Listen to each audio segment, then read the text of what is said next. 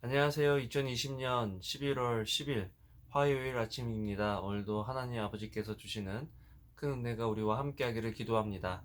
사랑과 은혜가 많으신 하나님, 오늘도 주님의 은혜의 보좌 앞에 나왔습니다.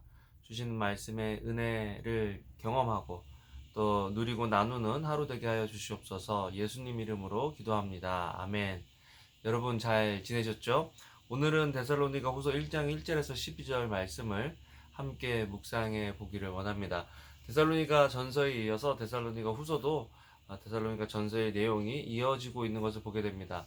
데살로니가 전서가 사도 바울의 초창기 편지라고 말씀드렸죠. 갈라디아서, 데살로니가 전서, 또 데살로니가 후서를 초창기 서신이다라고 이야기를 하는데요. 이 데살로니가 후서는요, 데살로니가 전서가 쓰여진 후에 한 1년 정도 후에 쓰여진 것이다라고 학자들이 이야기하고 있습니다. 왜 데살로니가 전서에 이어서 데살로니가 후서를 썼을까요? 먼저는 계속해서 사도 바울이 데살로니가에 갈 수 없는 상황이 이어졌다라는 것을 알게 됩니다. 또한 편지를 써야 할 만큼 데살로니가 교회에 자리 잡고 있는 또 잠재해 있는 그런 위험 요소들이 있었기 때문에 사도 바울은 편지를 써야 했습니다. 이 편지를 보면 데살로니가 전서에 비해서 조금 더 강한 어조들이 나와요. 물론 데살로니가 교인들을 향해서 감사해하고 격려하고 또 잘하고 있는 것들을 잘하고 있다라고 이야기하고 있지만, 또 혹시 그들이 처해 있는 교회 외부적인 핍박과 내부적인 이단의 가르침, 또 잘못된 가르침으로 인해서 찾아온 사람들의 잘못된 삶의 습관들에 대해서 강하게 경고하고 있는 모습을 보게 됩니다. 오늘 말씀을 보면요, 먼저 사도 바울은 하나님의 은혜와 평강이 데살로니가 교회 성도들에게 있기를 원한다라고 축복하고 있는 것들을 보게 됩니다. 여러분, 지금 데살로니가 교회 상황이 어떤 상황이냐면 환란의 강도가 더 세졌어요. 1장에서는 많은 환란이라고 했는데 2장에서 데살로니가 후서에 보면 모든 환란이다. 그래서 전서에서는 많은 환란, 후서에서는 많은 환란. 그러니까 이 환란의 강도가 더 세지고 또 다양해졌다라고 하는 것들을 우리가 알 수 있습니다.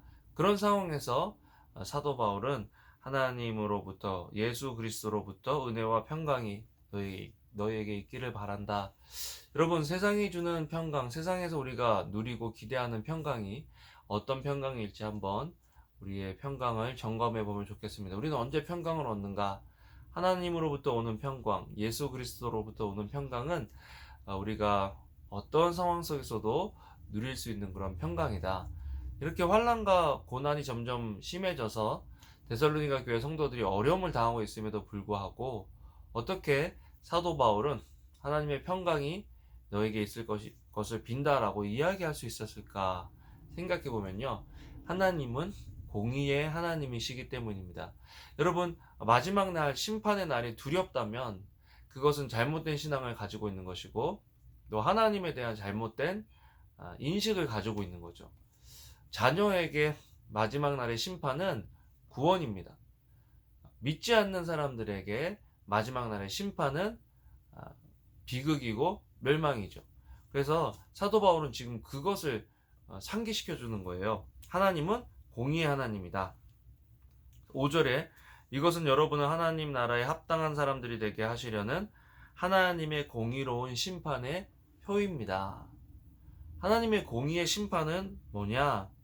6절에 보면 하나님의 공의는 여러분에게 환난을 주는 사람들에게 환난으로 갚으시고, 7절 환난을 당하는 여러분에게는 주 예수께서 그분의 능력의 천사들과 함께 하늘로부터 불꽃 가운데 나타나실 때 우리와 함께 안식으로 갚으실 것입니다. 이 땅에서는 비록 어려움을 당하지만 하나님의 심판의 때에는 우리를 핍박하고 어렵게 했던 사람들은 우리가 생각할 때 저 사람들은 도저히 건드릴 수 없는, 우리가 어떻게 볼 수 없는 사람들이야 라고 생각하는 그 사람들도 하나님을 믿지 않는다면 그 사람들은 하나님의 심판 아래 있고, 우리는 어려움을 당하고 환난을 당한 우리는 안식에 들어갈 것이라는 것입니다.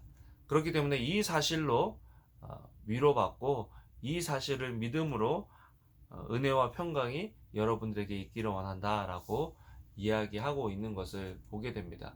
여러분, 이 땅에서는요, 환난과 고난이 반드시 있습니다. 있을 수밖에 없습니다. 그러나 이 환난과 고난의 때를 지나면, 견디면 하나님의 심판의 때에, 공의로운 심판의 때에 우리가 안식으로 들어갈 수 있다는 것입니다. 그런데 기억해야 될 게 있어요.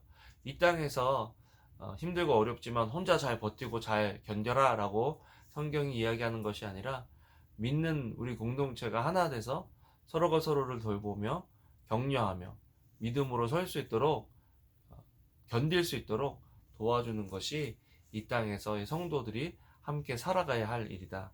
그래서 사도 바울은 계속해서 그들의 신앙이 합당하고 그들의 사랑이 더 풍성해지고 있다고 그렇게 칭찬하고 있는 것을 보게 됩니다. 4절에 그러므로 우리는 여러분이 당한 모든 핍박과 환난 가운데 보여준 여러분의 인내와 믿음으로 인해 친히 하나님의 교회들 가운데서 자랑합니다.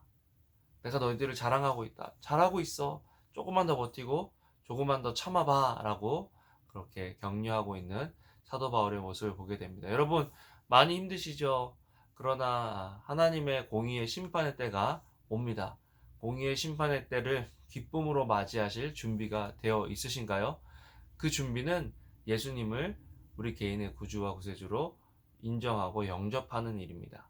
오늘도 주인 되신 주님의 인도하심 속에 은혜와 평강이 우리에게 가득하기를 소원합니다. 기도하겠습니다. 사랑과 은혜가 많으신 하나님, 주님께서 주시는 은혜와 평강이 어떠한 상황 속에서도 우리에게 가득하기를 기도합니다. 은혜 주시옵소서. 예수님 이름으로 기도합니다. 아멘. 여러분, 오늘도 좋은 하루 되시고요. 사랑합니다.